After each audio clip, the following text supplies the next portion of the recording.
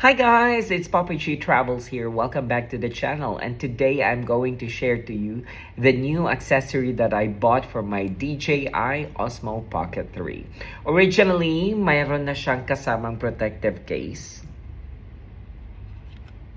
which is yung ilalagay natin dito. And then I bought this one.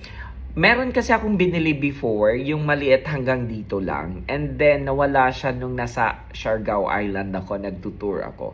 So, I said to myself, no, I can't. I really like that product.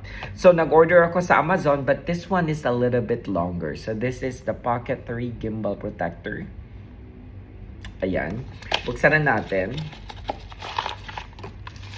And then, eto siya guys.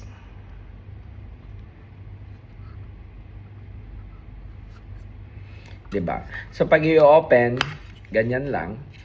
Ang maganda is medyo maganda yung texture dito. Tapos, there's also a space that you can put the extra lens if you are using lenses. And then, to put it, lagay lang siya dito. Ayan. Ang maganda, kasi cover din yung controls talaga. Diba? Yung controls ng on and yung direction. Tapos naka-cover talaga siya, napoprotect. Ayan na.